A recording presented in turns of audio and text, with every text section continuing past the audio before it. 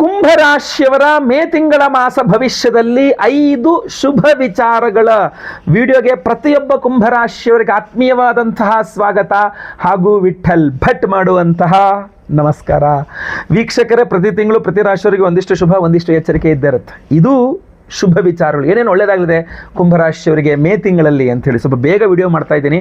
So ಬೇಗ ನೀವು ಅದಕ್ಕೆ WhatsApp, Facebook, messenger, Telegram, Instagram ಎಲ್ಲ ಕಡೆ ವಿಡಿಯೋನ ಶೇರ್ ಮಾಡಿಬಿಡಿ.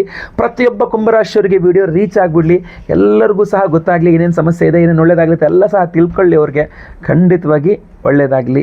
ಮತ್ತು ಇನ್ನೊಂದು ವೆರಿ ಇಂಪಾರ್ಟೆಂಟ್ ವಿಚಾರ ಏನೋ ಗೊತ್ತಾ, ದಯವಿಟ್ಟು ನೀವು ಏನು ಬೇಕಾದರೂ ಕಮೆಂಟ್ ಮಾಡಿ. ನಿಮ್ಮ ಪರ್ಸ್ನಲ್ ನಂಬರ್ಗಳನ್ನ ಕಮೆಂಟ್ ಮಾಡಬೇಡಿ. ನಾವೇನೋ ಫೋನ್ ಮಾಡ್ತೀವಿ ಅಂದ್ಕೊಂಡು ಪರ್ಸ್ನಲ್ ನಂಬರ್ ಕಮೆಂಟ್ ಮಾಡ್ತೀರಾ, ನಾವು ಖಂಡಿತ ಯಾರಿಗೂ ಕರೆ ಮಾಡಲ್ಲ.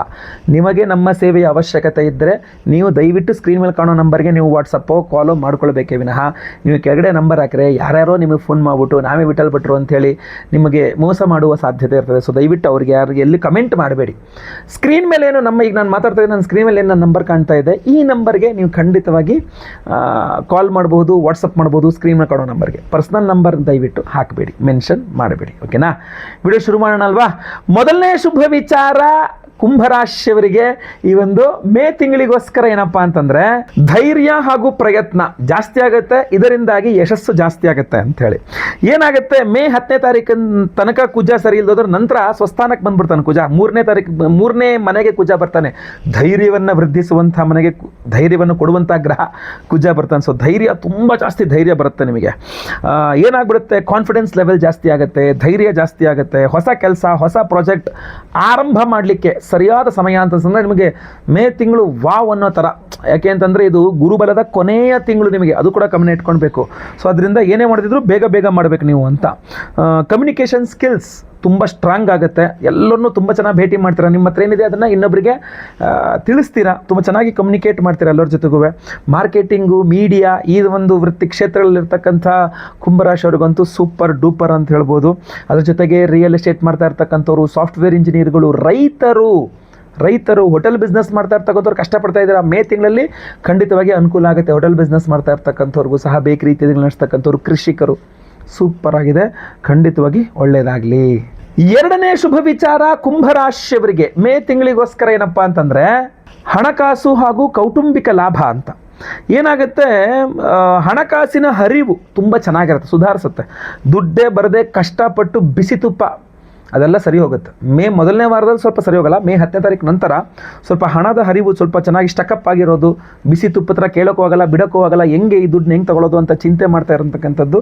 ಖಂಡಿತವಾಗಿ ದುಡ್ಡೆಲ್ಲ ಬಿಡುಗಡೆ ಆಗಿ 10ನೇ ತಾರೀಕು ನಂತರ ದುಡ್ಡೆಲ್ಲ ಚೆನ್ನಾಗಿ ಬರುತ್ತೆ. ಜೊತೆಗೆ ಫ್ಯಾಮಿಲಿ ಸಪೋರ್ಟ್ ಕೂಡ ತುಂಬ ಚೆನ್ನಾಗಿರುತ್ತೆ. ಸೇವಿಂಗ್ಸ್ ಜಾಸ್ತಿ ಆಗುತ್ತೆ. ಉಳಿತಾಯ ಇದು ಬಹಳ ಇಂಪಾರ್ಟೆಂಟ್. ಉಳಿತಾಯ ತುಂಬ ಜಾಸ್ತಿ ಆಗುತ್ತೆ. ದುಡ್ಡು ಸೇವ್ ಮಾಡ್ಲಿಕ್ಕೆ ಶುರು ಮಾಡ್ತೀರಾ ನೀವು. ಯಾವಾಗ ದುಡ್ಡು ಉಳಿತಾಯ ಆಗ್ಲಿಕ್ಕೆ ಶುರುವಾಗುತ್ತೋ ಅವಾಗ ನಿಮ್ಗೆ ಸ್ವಲ್ಪ ನೆಮ್ಮದಿ, ಏನೋ ಸ್ವಲ್ಪ ದುಡ್ಡು ಉಳಿಸ್ತಾ ಇದ್ದೀನಿ ಅಂಥೇಳಿ. ಸೊ ಇದು ಖಂಡಿತ ಒಳ್ಳೆಯದು. ಇದು ಆಗದಂತೆ ನಿಮಗೆ ಏನೇನು ಸಮಸ್ಯೆಗಳು, ಮಾಟಮಂತ್ರ, ಅದೃಷ್ಟ ದೋಷ, ಶತ್ರುಬಾಧೆ, ಇದಕ್ಕೆಲ್ಲ ನಾವು ವಿಶೇಷ ಪರಿಹಾರ ಮಾಡ್ತಾ ಇದ್ದೇವೆ. ವಿಡಿಯೋ ಎಂಡಲ್ಲಿ ಅದ್ರ ಬಗ್ಗೆ ತಿಳಿಸ್ತೇನೆ, ವಿಡಿಯೋ ಎಂಡ್ ತನಕ ನೋಡಿ. ಮೂರನೇ ಶುಭ ವಿಚಾರ ಕುಂಭರಾಶಿಯವರಿಗೆ ಮೇ ತಿಂಗಳಿಗೋಸ್ಕರ ಏನಪ್ಪ ಅಂತಂದರೆ ಮನೆ ಆಸ್ತಿ ಸಂಬಂಧಿತ ವಿಚಾರಗಳಲ್ಲಿ ಶುಭ ಇದೆ ನಿಮಗೆ ಅಂತ.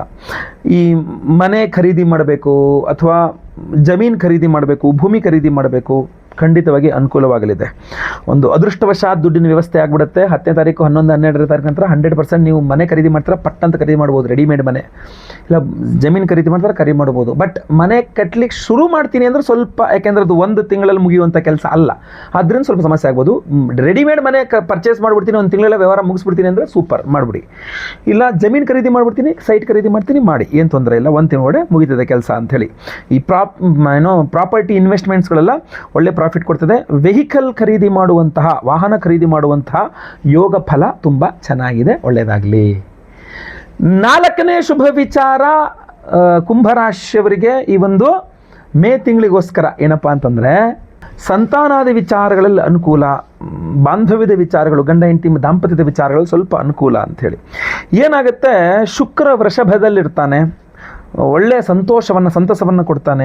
ನಂತರ ಪಂಚಮ 5ನೇ ಮನೆಗೆ ಹೋದರೂ ಕೂಡ ಕುಟುಂಬಾಧಿಪತಿ ಜೊತೆಗಿರ್ತಾನೆ. ಗುರು ಶುಕ್ರರ ಯುತಿ ಆಗಿರ್ತದೆ ಅದು. ಸೊ ಲವ್ ಲೈಫು ಸ್ಟ್ರಾಂಗ್ ಆಗುತ್ತೆ. ಗಂಡ ಹೆಂಡತಿಯ ದಾಂಪತ್ಯ ವಿಚಾರಗಳು ಚೆನ್ನಾಗಿರ್ತದೆ.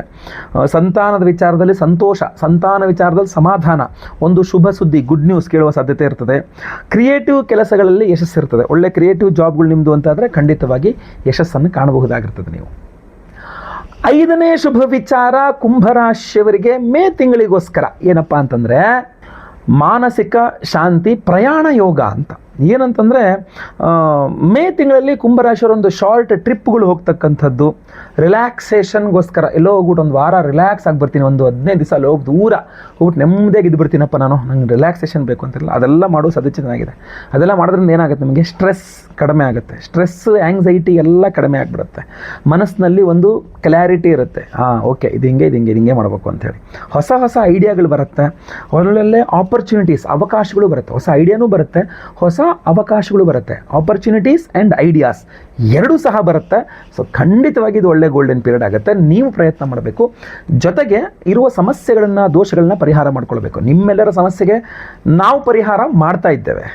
ಏಪ್ರಿಲ್ 17ನೇ ತಾರೀಕು ಶುಕ್ರವಾರ ಅಮಾವಾಸ್ಯೆಯ ದಿವಸ ನಮ್ಮ ಯಾಗಶಾಲೆಯಲ್ಲಿ ಬಹಳ ವಿಶೇಷವಾಗಿರ್ತಕ್ಕಂಥ ಹೋಮಗಳನ್ನು ಮಾಡ್ತಾ ಇದ್ದೇವೆ.